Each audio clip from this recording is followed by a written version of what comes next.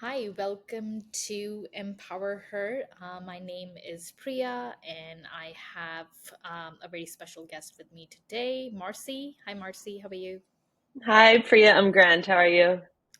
I'm good as well. So, whoever is listening, if you haven't listened to this podcast before, it's called Empower Her because it's basically by women for women.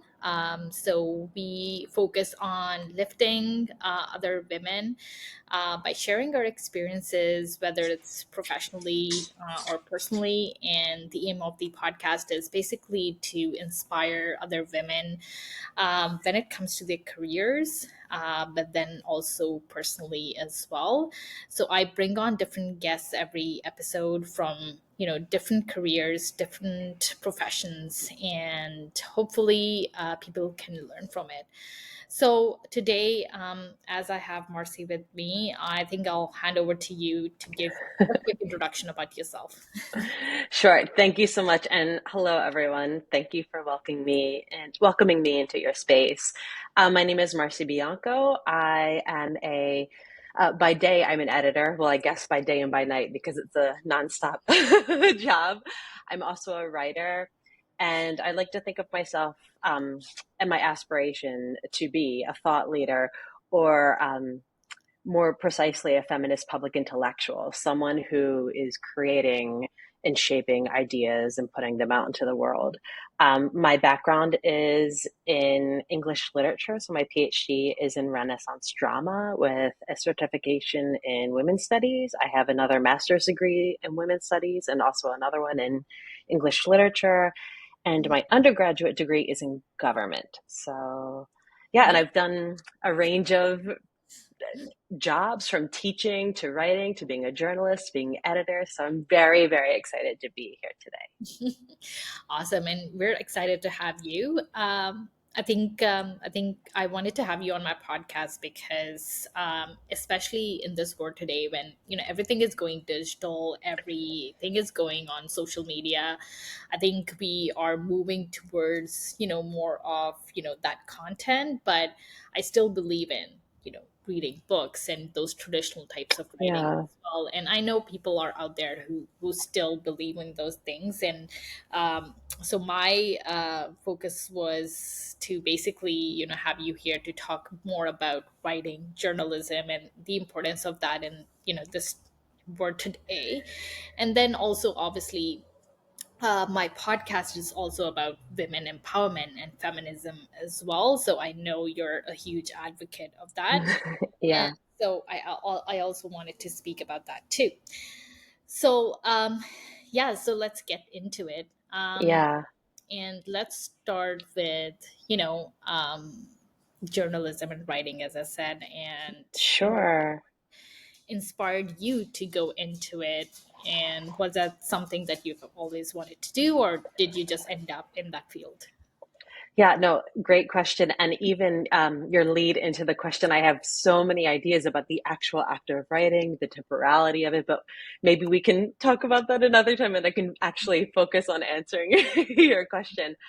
What inspired me to get into journalism in particular was the desire to have a bigger conversation with people in the world and to have a bigger social impact, because in academia and the field in which I was pursuing my PhD, English Renaissance drama, it's a very small field and you have to write, an academic degree and a PhD, it's technical training. You're learning how to speak in the language, you're learning how to use the jargon, you're learning methodologies, you're learning citation practices. It's a very specialized field, like any kind of trade school, frankly. And while I have taught at colleges and I loved it, I love being in the classroom, and I still someday would like to get back into the classroom, I wanted to have a bigger impact and I wanted to write about more and think about more and read about more than just that little field, right, of English Renaissance drama. And I, at the same time, was really coming into my own self and wanting to write about gender issues, sexuality, how we relate to each other in the world. And that isn't a part of that very precise field, at least for me in a contemporary sense of, doing that academic work. So when I finished my PhD, or just prior to defending my dissertation, I told my advisor that I'm not going to pursue a traditional academic career. I wanted something more, and at the same time, I had begun writing book reviews Mm. for publications online.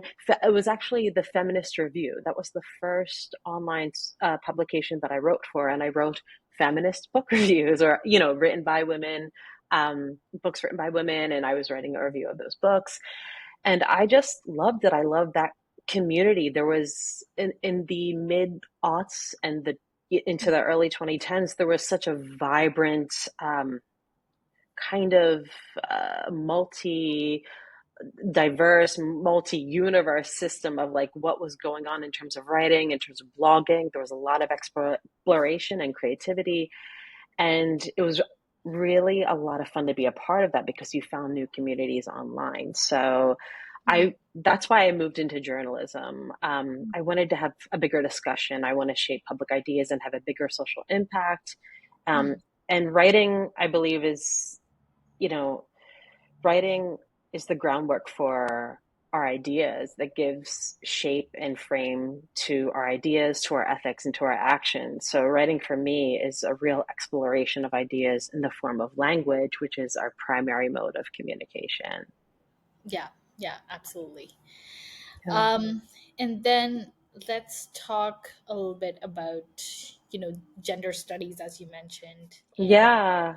I think I was curious to know, how did you, develop an interest in that? Was it something, did you have like a mentor or an advisor? Yeah. Yeah. Yes. No, this is great. And I love the question because mentorship is something that I want to write more about. It's something that I want to explore more. I think it's so important between women, especially intergenerationally, to form that particular kind of relationship in terms of mentorship. And mentorship goes both ways. Um, I did have a few mentors that really shaped and guided me through this early process. So as I was finishing up my undergraduate degree at Harvard in government, I was working for a few professors, one a Shakespearean, another a literary theorist, the latter of whom is named Barbara Johnson, who my book Breaking Free is co-dedicated to, along with my grandmother. And they mentored me, both the Shakespearean Marjorie Garber and Barbara Johnson mentored me intellectually, academically, in terms of not just thinking and how I thought, how I wrote, and shaping ideas, but how to be professional in this kind of academic world. And they guided me into my future studies, but I actually ended up applying. It's a little surprising because when I first heard about this program, I didn't think it was real, or how could it be real, or this seemed very strange. I knew I wanted to move into the humanities from government, and I knew I needed a bridge program. It's very hard to, if you're applying to graduate school, to apply in a field or discipline different from what you majored in your undergraduate studies. So there was, and there still continues to be, a master's, an MSc program in women's studies at Oxford University. And what was great about this is that women's studies still at this time in the early, I mean, this is 2002 that I'm referring to in terms of dating myself.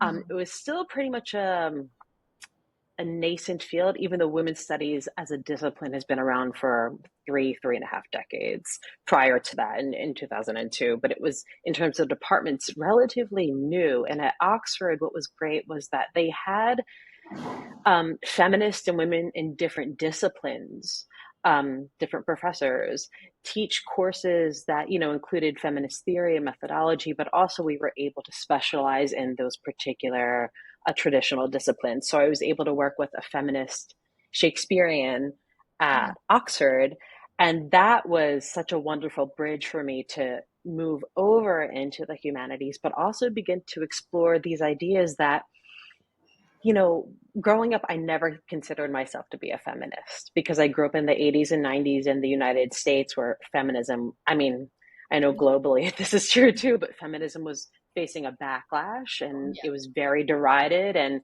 Mm. and what I learned was that, feminism is something for people who like to whine and cry and complain. And that's what I grew up hearing, and that's what I believed. And so when I started reading these texts and applying them to my personal life of feeling daily discriminations or wondering why, for instance, growing up, I couldn't do some things that the boys could do. And always, if I would ask those questions, one, it was bad for me as a girl to ask those questions. Two, the answer was just because, Yeah. or because I said so, right? There was a reference to a patriarchal authority, usually not a real one or one in the room. Mm. And it didn't make sense to me. So it was so great to finally identify those feelings and experiences in books written by feminists. Mm. And that is something that I find completely invaluable, because books also, I believe, serve as their own form of mentorship. Writers who may be deceased, their books live on, Yeah. and you can learn from them and Mm. through their words. So I then was able to work with a mentor named Elizabeth Grosh, who is a materialist feminist philosopher. She was at Rutgers University when I was pursuing my PhD, Mm. and she was magnificent because her feminism really pulled from continental philosophy and this idea of the value of the body, and how the body is essential to, frankly, how we live our life. Mm. You can't live without the body. Mm. So whereas people were talking about concepts and performativity and things being almost out of body, she was very much someone rooted in the body and in the importance of the body, and thinking about how we can live our lives creatively and Mm. do so ethically and find freedom in the process. So a lot of my ideas for the book, even the kernels of which come from taking all of my classes. I mean, so many classes with her. I went to Rutgers to work with her specifically, and I know she later moved to Duke University. So Mm. she has been wonderful. So that's how I kind of moved into Mm. the feminist domain, so to speak. Yeah, yeah. I think you made a very, good point about, mentorship. I think that's something that, I have definitely, realized that how much it's important to have these mentors in your life. Because yeah, there's definitely a lot of effect a mentor has, when especially there's like a personal connection. Obviously, you have professors, Right. but there is still, not that, one-on-one connection you have. So yeah, Yeah. that's amazing. Yeah. Also mentioned that, the one of the books that you've written, you've, dedicated to her, your mentor, but also your grandmother as well. How did Right. she play a role? Oh my goodness. So I consider these two women, Barbara Johnson and my grandmother, Angela Bianco, both who passed away far too young, both passed away at the age of 61 of different illnesses. Both of them to be the wisest of women. And one was a trained theorist, and the other one was this Italian grandmother born and raised in Cerva, Sarsale, like Cerva, Italy, right? Like, my grandfather came to America in 1957, Mm. and both of them, despite being so radically different, taught me how to love and taught me the meaning of life and how they lived Mm. and how they treated other Mm. people. And that to Mm. me, like those things are the most important things. And how to Mm. live, how to treat other people, how to love, those values have really informed what I'm trying to cultivate in my own feminism. And again, even though they had, were very different people, lived very different lives, I always admired how, and I admire this in all women that I see, but like, standing in your integrity, knowing what is right, doing what is right, even at times at personal sacrifice. Mm. Um, I just find that so admirable. So That's why I dedicate this book to those two women. Awesome. Yeah, that's amazing to hear. Yeah. Um, and then let's go back to, feminism. Yeah, And we'll talk about a little bit about equality as well. But I sure. think for the listeners, I want to talk about, from the starting. So let's go back to like the definition of feminism. So how Yeah. how do you define feminism? Right. No, this is great. And this is so important to do because feminism can mean a lot of things to a lot of different people, including those people who attempt to keep women down and oppress women, right? Like they kind of twist feminism into dirty stereotypes, right? So it's this definition work is so important. And for any writer out there who's watching and or listening, always define your always define your terms up front. Yeah. Yeah. So my general definition of feminism relies on the brilliant Bell Hooks definition of feminism, which is a movement to end gender violence and discrimination in all of its forms. That is the basic fundamental definition that I rely on. Mhm. She passed away a couple of years ago, just a tremendous uh, feminist public intellectual. And using that baseline for my own definition in my book, Breaking Free, I champion and talk about a freedom feminism. Mhm. So for me, a freedom feminism is intended to liberate feminism from the logic of the gender binary, right? Men and Mhm. women, or men against women, as the binary imposes itself as a hierarchy, and to Mhm. envision a type of feminism that is a continuous practice, a daily practice of self creation and world building rooted in accountability and care. So for me, feminism is really about it's really based in freedom. How do we practice freedom daily? And I set out to create a definition, and I write about this in my book for a few reasons. One is that equality feminism really pits men against women, and I wanted to explode that binary because I didn't want men to feel vilified Mhm. about the work of feminism, which is really to end gender violence and discrimination and stereotypes and norms, which affect men as well. Yeah. Gender violence can also, I mean, it affects men as well.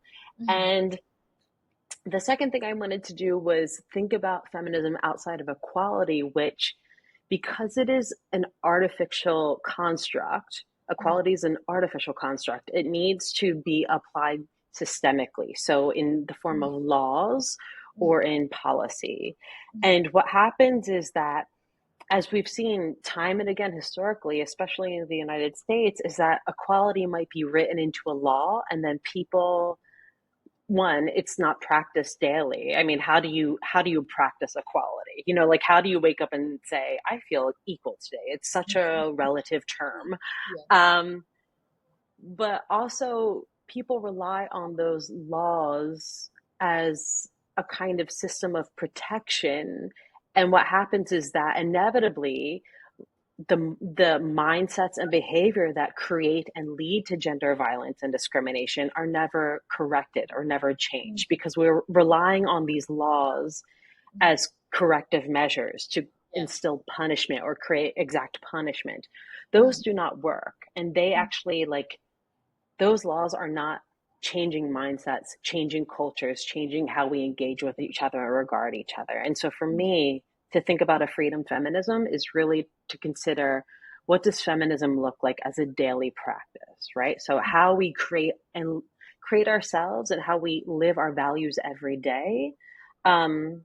and how we build a world that fundamentally, like in terms of what values it is built on, accountability and care, taking responsibility for one's actions and knowing that, I am not free until you are free, that Mhm. our lives are interdependent and interconnected. And so, therefore, for me to get free, you have to be free. For me to Mhm. create a freer world, we need to do so together. We need to actually take care of each other. And so, I'm trying to center certain values that I find absent in an equality feminism. Mhm. Yeah, I think Yeah, that's a great point that you've made, that especially when it comes to laws and policies, there are a lot of factors that come in. Obviously those laws have to be written in some way. You're going to use a language. Right. Right. Language can change, words can Right. change, and we've seen a lot of Right. times words can be manipulated in a way. Right. Well.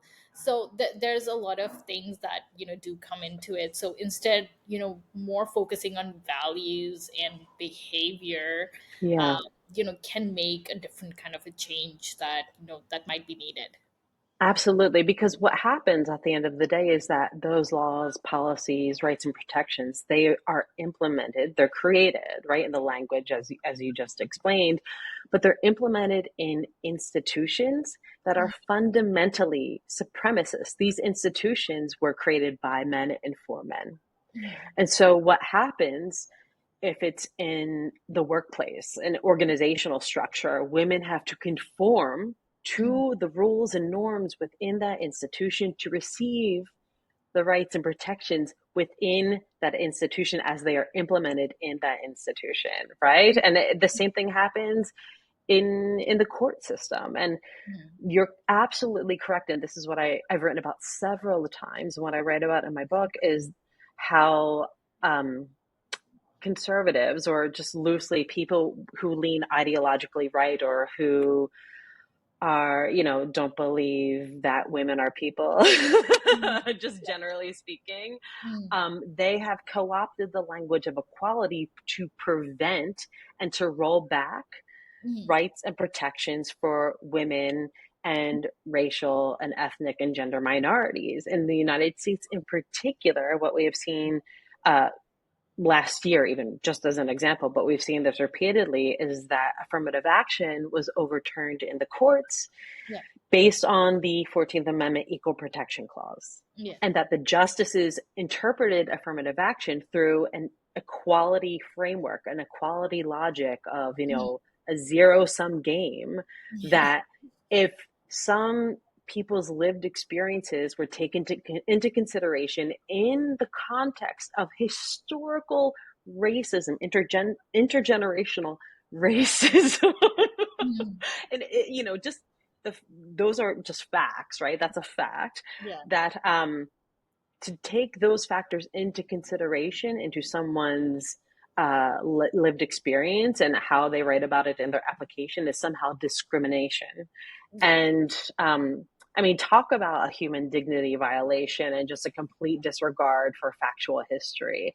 And we've Mhm. seen this time and again. I mean, another example in the United States is that the Fearless Fund created a grant program for Black women entrepreneurs, and they were just challenged in the courts and had to shut down their grant making program for Black women. I know another person who I used to work for runs a fund with the name Women in the Title. She Mhm. has now sought out, she put out a call on LinkedIn Mhm. asking for ideas about how to change her name. And so Mhm. you see this erasure happening as a kind of protective measure because equality is being used to limit us. Yeah. And so, again, part of what I'm thinking is okay, Mhm. once women get a little too much in the minds of certain men, not all men, right? Like once women get too much or do too good in school or get too many degrees or succeed Mhm. too much, Mhm. we have to implement mechanisms to hold them back again. And this is Mhm. one way. So I've always thought for Mhm. years, even before, I mean, this led into my book, I always waited for the shoe to drop, so to speak, Mhm. right? I always waited for someone to think that women have too much. We need to employ equality to help ourselves. Mhm. And we're seeing it right now. So I hate to say, I feel a little smug, a little justified, because no one believes me. It took me so Yeah. long to sell this book. I hate to say I'm right because I would love for affirmative action to exist. Yes. um, but I hate being right, but I was right. Yeah. Yeah. Absolutely. Yeah. So when it comes to obviously equality as well, it's the Right, same thing with how people define it, how people view it, how people right, interpret it as well. But obviously we've there's also a definition of feminism where people believe that, oh, like women should have equal rights as men. Right. um, Yes. is Right. that a right standard to have? Because I think, right. So this is a great point, and I make it clear in my book that I'm breaking down the logic of equality and trying to break us free of the equality mindset. And conceptually, right, what does equality mean? Just in terms of a concept, it means sameness, it means neutrality, it means homogeneity. To achieve those things, differences need to be erased.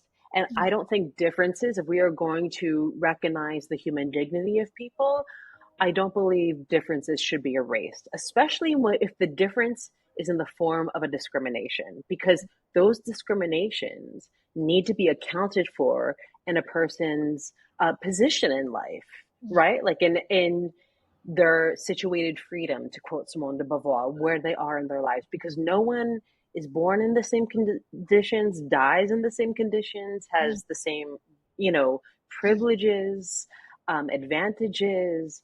Uh, we're all extremely different. And instead of this forced equality in order to think about how we can live as citizens in the world, I'm really trying to reimagine how we can live mutually, interconnectedly with each other. And so while I appreciate what equality feminists have done, right? It's incontrovertible. It's a fact that they have given us, and they have won certain rights and protections, the right to vote, right? Protections in the workplace, right? This is absolutely correct. I'm saying at this point in time, we need to reconsider what feminist strategy and what the end game is. If it is equality, what does it mean, right? Because if it's the pursuit of equal rights and laws and the belief that those mechanisms will lead to social equality, right, and the equal participation of women in society and the workplace, we know that assumption or that hypothesis is not true. Because even if equal rights and protections exist in the workplace or in the law, sexual violence still exists. Sexual harassment still exists. There's the glass cliff, the glass floor, the glass ceiling. We're discriminated against and violated and abused in home, right? In the home, where women are the most abused if they are married or partnered with a man.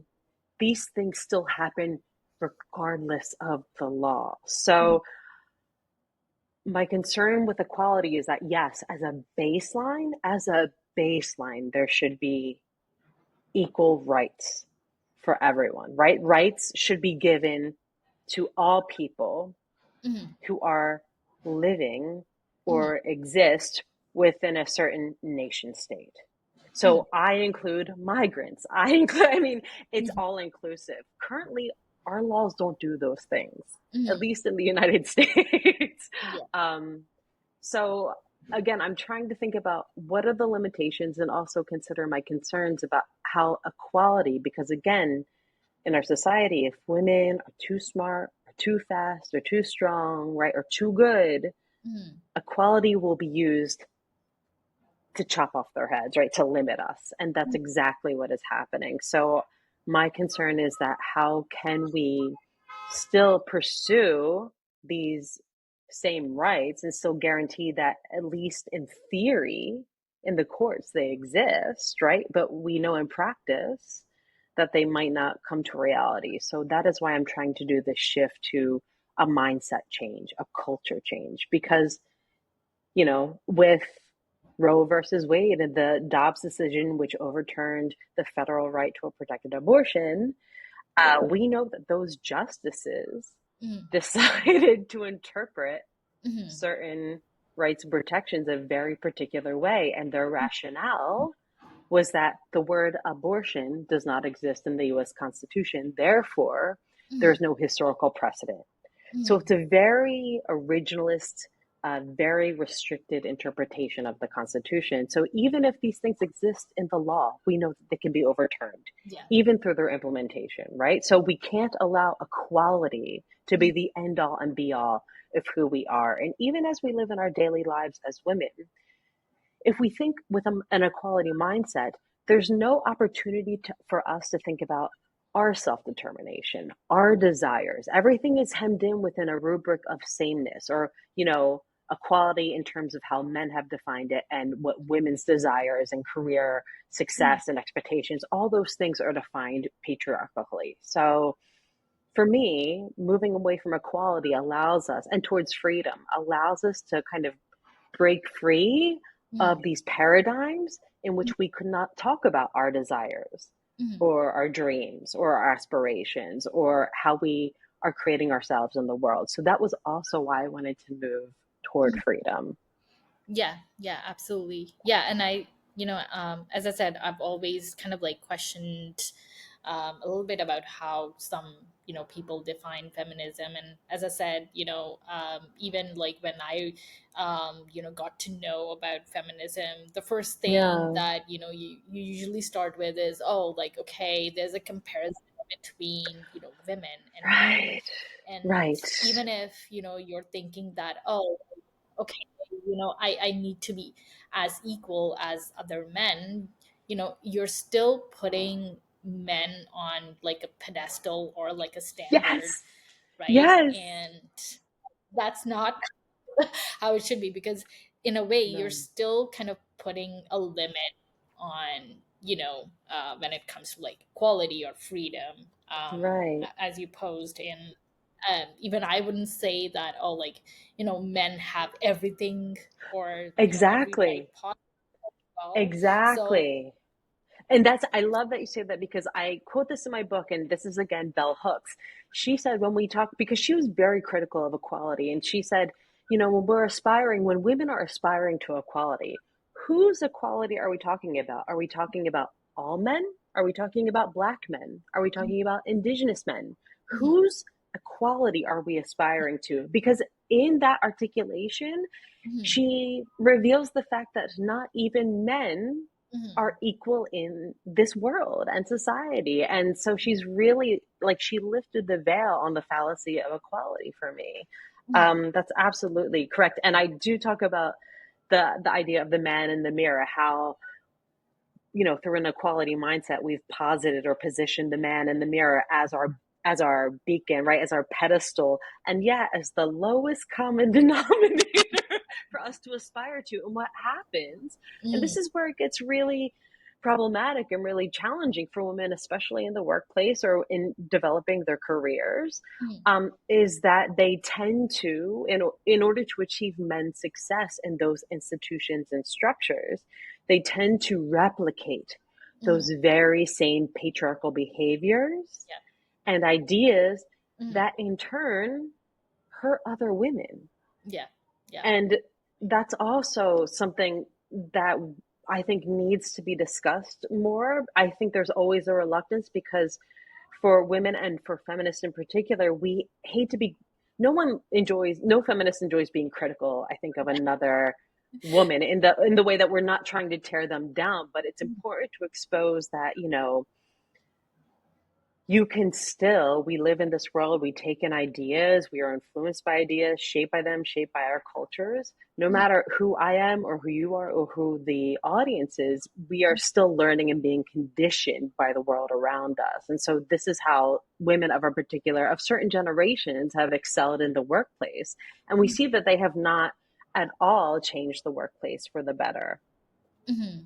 Yeah, I think a good example was, I think it was a couple of months back. I don't remember, but um, there was a country that had recently elected like a woman president, and everybody was like really appreciating the fact that, oh, it's a woman, and blah blah blah, and oh, like, she's gonna empower other women, and those kind of things as well. But then there was Right.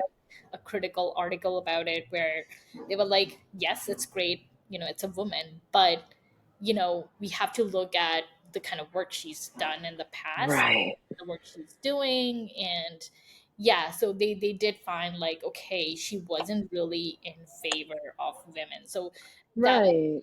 something that they had pointed out, like, yes, it's possible that even if it's a woman who's like in a position of power, she might be mimicking behaviors that are oppressing or suppressing women in some way. Right.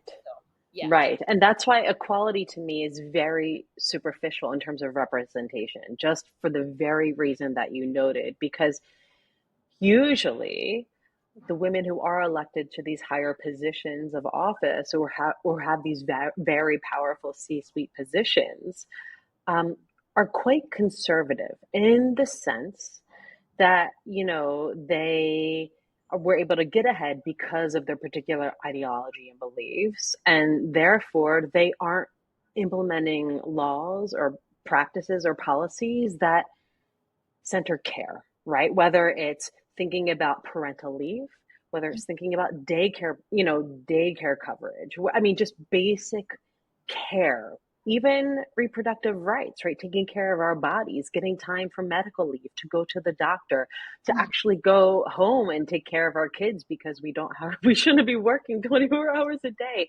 Yeah. They don't change those laws. Mhm. And yeah, I think, yeah, perfect example of how equality, I think more often than not, leads to superficial representation, which makes us question, like, Mhm. it's not just the fact that a person is a woman, it's Mhm. what she values and Mhm. how she, again, treats other people and lives in the world. Yeah. Yeah. Absolutely. So let's go back into journalism Yeah. and writing again. Yeah. um, and obviously, it's a huge industry, and Yes.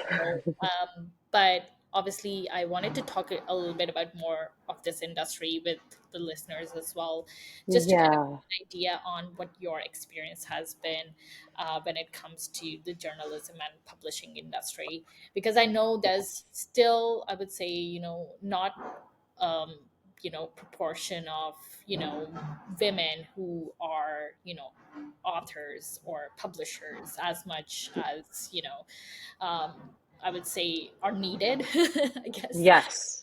So Yes, yeah. that is true.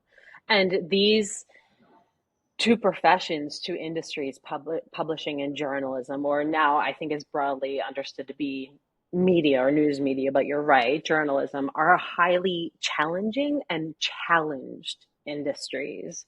Mm, Um, there are several reasons for this. A lot of them originate most recently in the move to digital journalism mm, and like digital media, right? So everything has been moved online mm, and websites have been, I mean, we live in a capitalist world and these websites have been commodified and created to the extent that their sole endeavor is to raise more money, right? Achieve growth, right? Create more profit. And consequently, what has happened is that we've seen local journalism really suffer, local newspapers having to shutter, so there's not coverage of local politics, local culture, local, community, which is, I mean, that's actually extremely upsetting. We've mm, seen the shuttering of national outlets and publications. And we also have seen the purchase of kind of traditional mm, uh, media outlets by billionaires, tech billionaires. mm, And again, they are not concerned with journalism, news reporting, right? With diving into stories, with storytelling, because their bottom line as businessmen, right? mm, The bottom line with business is profit. Journalism, that's not the bottom line. mm, And so those two end games conflict and have resulted consequently in the decline of both industries. Publishing too, I mean, when we think about the rise of Amazon, which has decimated the entire ecosystem by selling books cheap online, mm, what results is that there's no chance for the work of lesser known or lesser published authors, which usually means women and other minorities, right, to be seen, for their work to be seen and to gain visibility per the site's algorithm, right, which is going to privilege those big flashy books yeah. written by mostly white men, that will get them money. And consequently, there has been a trickle down effect on publishing houses and who they decide to publish. Mm, And, just my personal example, my book, which is a feminist ideas book, um, was rationalized for purchase. So my editor had to go to the publisher and say, I want this book.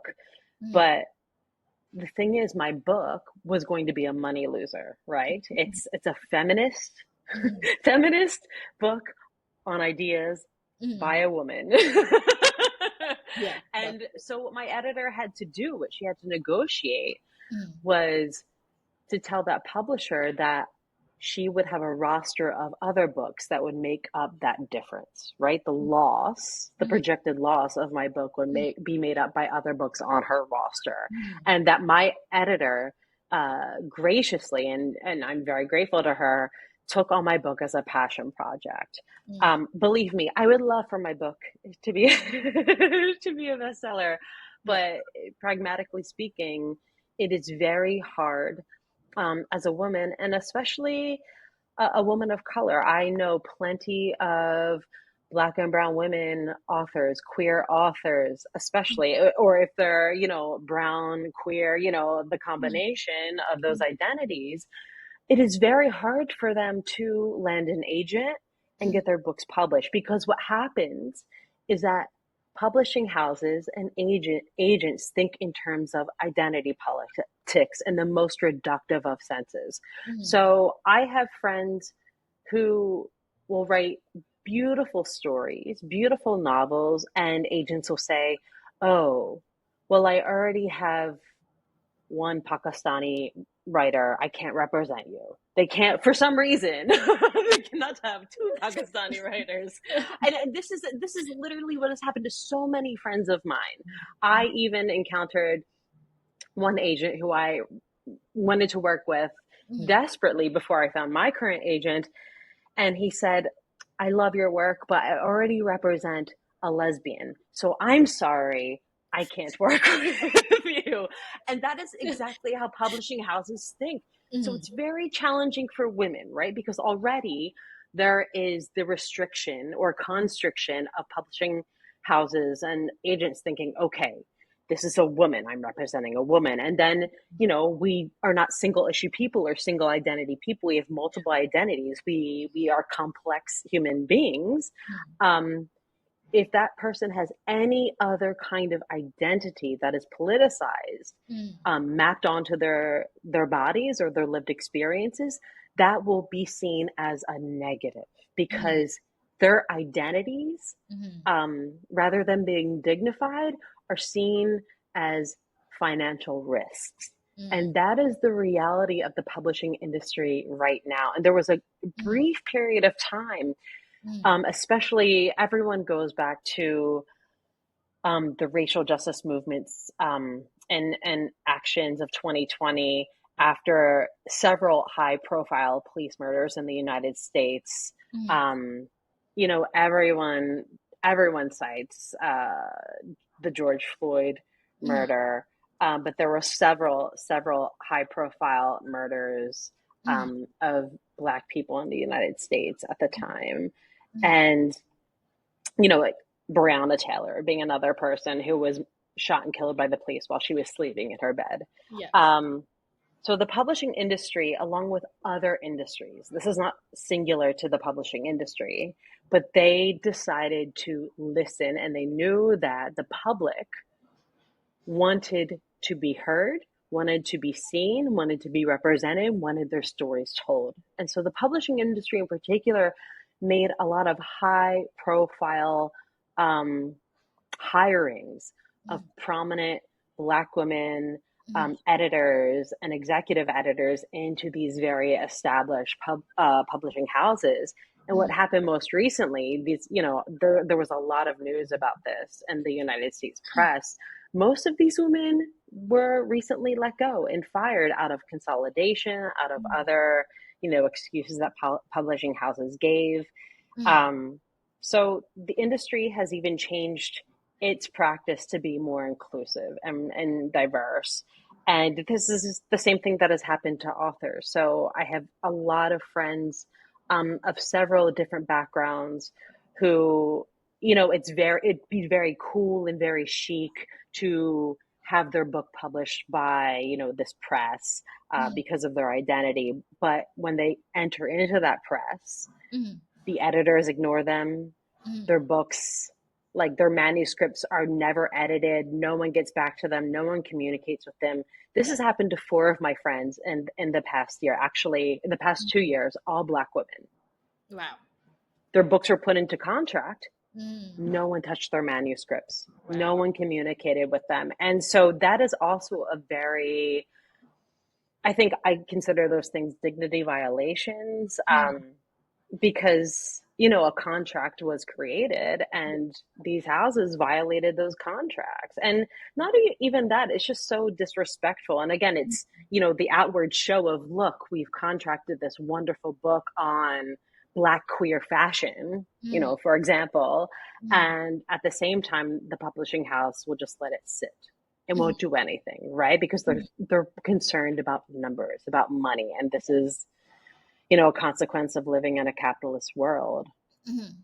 Yeah, yeah, absolutely. And I think, I was doing a little bit of research on, publishing houses and, women authors as well. And a lot of times, maybe that's why I've seen like a lot of women who have like self-published a book, Yes. then, it became like really popular. And then, then maybe like a publishing house comes in and they want Right. to buy those rights and all those things. And Right.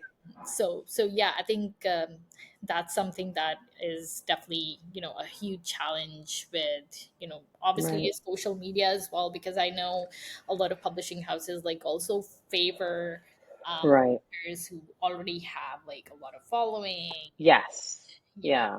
have like a lot of marketing that is already kind of done. I guess. Yes. And a lot of these publishing houses, to save money, are, what they cut first beside uh copy editors, like those essential editing services, which they then freelance, like they out of house contract freelance too. Mm, mm, They cut their publishing and marketing departments because they expect mm, writers to have those huge followings and to do the mm, marketing and publicity all on their own. mm, And that's a full time job unto itself. It's very, very challenging. And, despite all of the problems with social media, I will say the solace of it, right? What the potential is and what is productive is exactly what you named, of those writers deciding, those women deciding on their own to self-publish their mm, work, right? Having faith in mm, what they've written and mm. created and know it will resonate with the world, even if no one has faith in them or their work, Yeah. and they find an audience.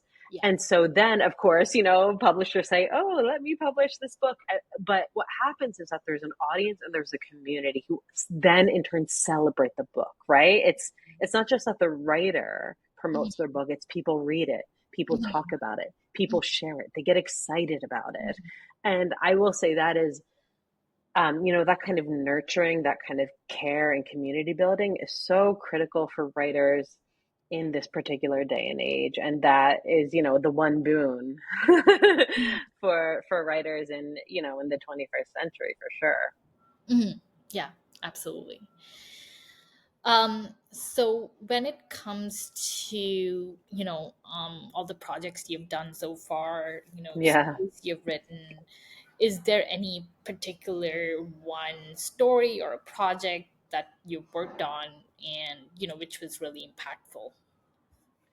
Yeah. I mean, well, of course, I want to name my book Breaking Free because it's a it's really combining decades of ideas and thought into one object, right? One book, and it combines. I mean, really, it combines and builds upon all the ideas that I've been working on for more than 2 decades now, to be quite honest. So I believe, that has been impactful. People have been reading it, reaching out to me, Mhm, contacting me, wanting to work with me or wanting my ideas, or, in particular, what I will say and what I have loved the most, Mm, surprisingly, because I never considered this as a impact potential, but when I was on book tour in my audiences across the country, I had so many parents of teenage boys in my audience. mm, And I love that. And they would come and speak to me afterwards and thank me and say, we came because we were so curious to hear about your ideas for freedom feminism, because our teenage boys, right, and teenage boys online mm, getting pulled into incel culture, right? All of these mm, terrible, terrible things online. mm, They're learning misogynistic behavior, and which is being promoted on these social media platforms. mm, And their parents are worried about the vitriol that these boys are learning towards women. mm, And so, what their teenage boys have been telling them, right, why they get upset is that equality mm, really pivots or pits men against women, and it has, in a very basic, like equality feminism, in a very kind of stereotypical and negative way, demonizes mm, men, mm. right? It just does. Yeah. And they wanted to find ideas and learn new ways of thinking about feminism that didn't binarize men and, boys and girls, Mm, especially for those parents whose children might, be transgender or genderqueer or not falling within, gender is a Western construct. It's a Western Christian construct. A yeah. lot of cultures do not have two genders. Yeah. Um, and so that, I mean, I loved speaking with those parents because I had no idea that, I always thought about who my audience was. I wanted to reach women who felt very limited or stifled or very boxed in by Mm, certain ideas around equality. But I didn't even consider the fact that boys and parents of teenage boys would appreciate these ideas too, because it doesn't villainize. I'm removing this binary. I'm saying it's not relevant, right? In order to break free of these terrible ideas and to break free of the binary and all the harms imposed upon men and women, boys and girls, we need to break free of this weird logic. And yeah. that is so freeing. And that, if teenage boys learn that feminism isn't about hating men, Mm, that's a game changer in yeah. my mind, Yeah. Yeah. right? Because if you're being told that you are bad or that this Mm, movement hates you for your identity, mm, who's going to be receptive to that? No one's going to be receptive that's to that. true. And That's true. so I have to say, like, in terms of like impact, like unexpected, that has been just, I love it. I Mm, absolutely love it. That has made me so happy. And I would love for, more parents of boys and girls, yes, to check out these ideas. yeah. Yeah. Absolutely. And then I think my next question would be, um, if any women or men, it doesn't really matter, but Yeah. whoever wants to pursue the field of journalism or writing, especially about feminism, what advice would you give them? What advice? Oh gosh. This is, I've chosen pathways through my work as an editor, through my work as a professor, to nurture and mentor writers. Um, so I've chosen those very particular professions. Mm, Um, and I always love taking young folks under my wing if they express interest in writing. Even a neighbor who lives across the street, a young girl who's in second grade, wants to be a writer when she grows up. And I've already bought her a bunch of books and I'm showing her my work, even though it's like, I don't, social innovation might be too much for an 8-year-old. My advice to writers, if you're here listening and watching, if believe me, I never thought I would my ideas would ever get published, right? It's so overwhelming, and especially when you get into your head. So you have to make writing a, I mean, again, to go back to the ideas in my book, you have to make it a freedom practice, mm, meaning that you have to make writing a practice of creative exploration. Don't mm, rush it. Figure out how and in which genre you'd like to use your voice and for what purpose. Mhm. And try not to be disillusioned by the publishing industry, right? Like it is hard, right? I'm not going to lie. It's again a very challenging and challenged industry, and it's hard to get your voice out there, especially if you are just starting out. Mhm. Um, but what is extremely helpful in changing that is understanding too that while you're making writing a freedom practice and a daily practice, it's not a solitary one. I mean, it's largely, right, you're writing, you're sitting with your ideas, with your language. But, as I say in my book, our writing exists in the world and it comes through our bodies, which exist in the world. And it comes through because we don't live in silos. It comes through our interactions with other people in the in the world, right? With other life forms, with Richard Powers wrote that beautiful novel on the Overstory, which is about trees, right? His encounter with trees and understanding they have lived communities underground, right? They have communication, networks of communication underground. I mean, it's existing in the world. So language is viral, it's communicative as our ideas. We never create anything alone, right? Like my writing, as I've tried to mention, comes from the ideas and has been inspired by the work of so many men and women. Mhm. And so for aspiring writers, keep in mind you are not alone. Try to find a writing partner, a writing group. It's a very challenging process.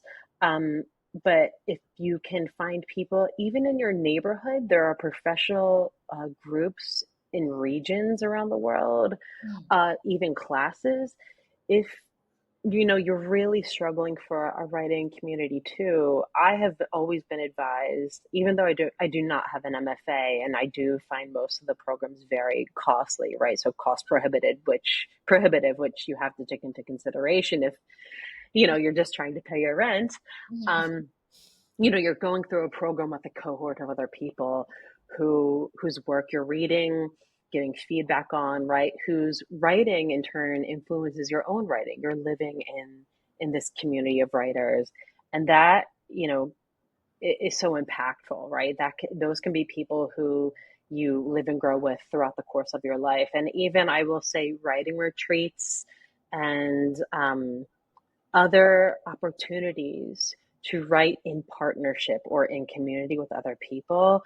I did a writing. I was a writing fellow for Lambda Literary in 2013, and those writers in that community, I'm still friends with today, and I've watched their careers grow and blossom and be explosive. And I'm so like SJ Sindhu, Kristen Arnett, they're doing incredible work, and their work is being published and promoted, and we celebrate each other. And that's just so important. So, Mhm. again, don't be disillusioned by the publishing industry, and try not. I know it's hard. This requires a lot of cognitive work, but Mhm. don't be envious of other people's successes, but lift them up.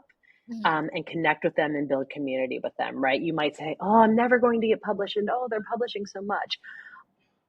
That's a human impulse, right? That's a human reaction to the fact that, again, we live in a capitalist world. The industry is very challenged. But again, what is your best step forward, your best course of action? Mhm. Celebrate their success, connect with them, congratulate them. Oh my God, that's the other thing. If you're trying to be an aspiring writer and wanting to get your work out there, if you see someone publish something, reach out to them and say, Mhm. I see this. I Mhm. see this accolade. I see the success. I see this publication. Congratulations. Mhm. I'm also trying to write. Like, I Mhm. think it's so amazing that you've done this. Do you have any advice? Right? There are, and that's so comforting because writers who publish are Mhm. also, you know, not many people make it, right? Not many people can write full time. Most of us have full time day jobs. Mhm. Um, you know, they love to be in community with other writers, and we always wonder, even with my book, I thought, wow, will anyone read this? Was this what am I, you have all these doubts. So even if you're an aspiring writer, reach out to a writer whose work you admire and see what happens. Like, that is the first step into creating a larger community for yourself that Mhm. makes the space Mhm. that is conducive to you writing. Mhm. Yeah, I think, yeah, I think that's a really valid point of like having a community, because obviously you cannot do Yeah, it alone. So you have to have like a community of people who are, doing the same thing, and yeah, sharing those challenges as well. So yeah, I think, that's a really good point for anyone who is yeah, thinking about writing a book or in the process of writing a book. um, I started writing a book as well, so I'm in the process yeah, of it, and it's also, based on, some feminist ideologies as well, but it's most yeah, primarily about, women in India. And the first thing, when I talked to people about it, they were excited. And so, that's what I kind of like started doing, yeah. where I was like, okay, can you read my book? And just like Yes, give me yes, feedback. And so yeah, I think that's something that is really important. And there are definitely a lot of nonprofits, and also like writing circles, that you can running, yeah, join. Those help a lot as well. So yeah, I think that's something that is something, an aspiring writer should definitely do. yeah, um, and then I think, we in the end, I'll just ask a question about, yeah, what is the most rewarding part of your work? Is it the yeah, writing? Is it the editing, the publishing, the journalism? What yeah. I guess what gives you like the most energy? Yeah, what gives me the most energy? So I was thinking, I mean, just to, thinking right now about what you're saying, I wear a lot of different hats. So across them, what feels most rewarding, whether it's my writing or ushering forth and helping to shape the writing of another person, one of my contributors, one of my writers, and as I, also work in the position of being an editor, is the ability to find the right word or set of words. And when I say right, it's the intuitive of feeling rightness, right? Like that word or that phrase perfectly captures, encapsulates an idea, and that you've been able to articulate it so clearly, so, without relying on big baggy jargon or words or, language that um, ostracizes people. We want language that brings people in. And oftentimes, especially with academic language, it cuts people out, right? It says this is the in group, this is the out group. Mm, Part of, as I work as an my work as an editor, I'm working to do that kind of academic translation work that helps scholars and practitioners alike find language for everyone. And so, whether as a writer or as an editor, when you find that right, I mean, it's such a kind of bam feeling. It's really, that is such a great feeling. That is so rewarding. And it lands too, like, that rightness, that articulation lands mm, because, readers will contact me or contact my writers and say, "Oh, you said something that I always felt, but I didn't know how that to I do one, I didn't know I even felt it, Yeah, or yeah. two, I didn't know how to put it into words." Mhm.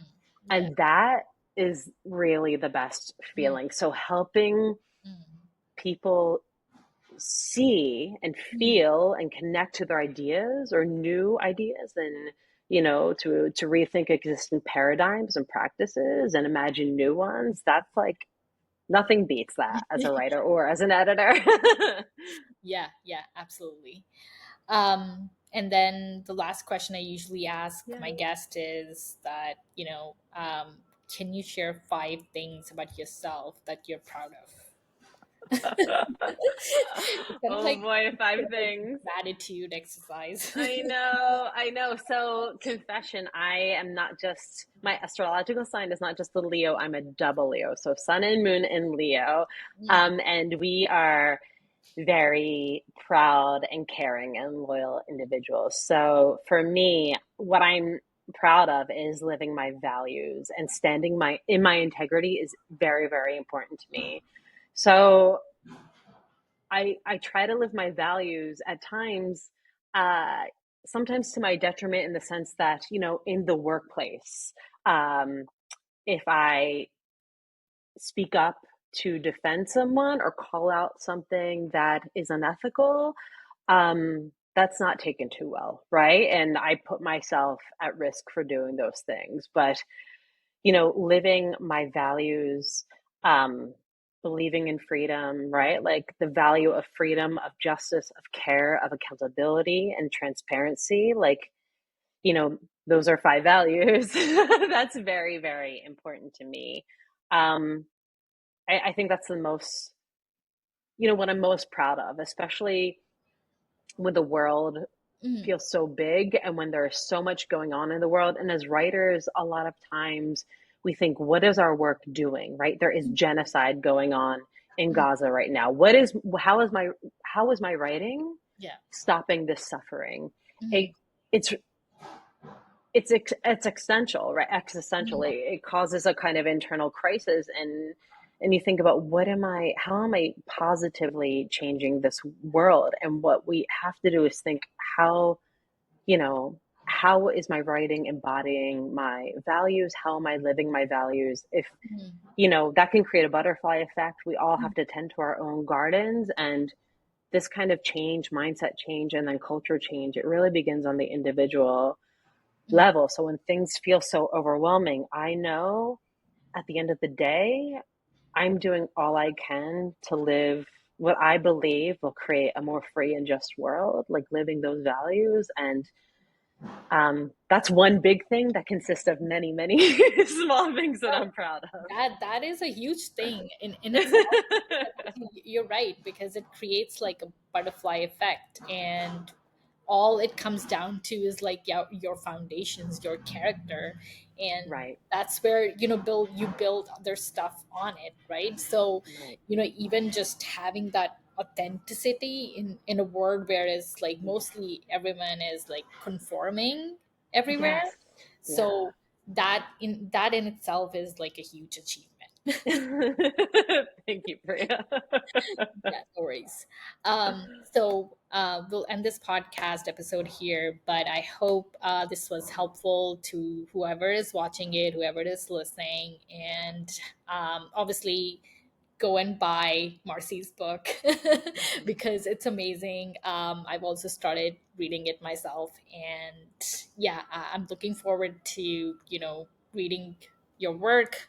She also has a website as well, so if you're interested in reading more articles, I'll put the link in the description of the episode. So go check it out. And thank you, Marcie, again for coming on and sharing your ideas with the audience. And we'll keep in touch. Yeah, thank you, Priya. And I really, talking about writing community, like, I'll read your book. I mean, I'm excited, right? Like, we've Yeah. formed a new connection through this. So this is evidence, right? This is an example. So this is great. So thank you so much. Thank you to everyone who's watching and listening. All right. Thank you, Marcie. Thanks. Okay. Bye.